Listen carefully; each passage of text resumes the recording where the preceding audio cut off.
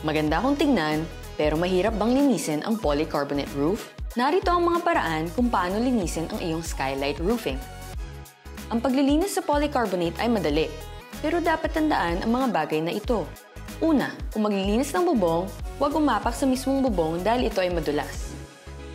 Para maiwasan ng disgrasya, siguraduhin umapak lamang sa mga frame nito.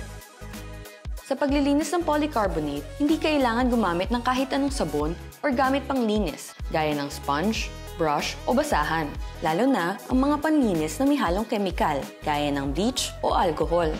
Ito ay maaaring makasira sa UV layer ng polycarbonate.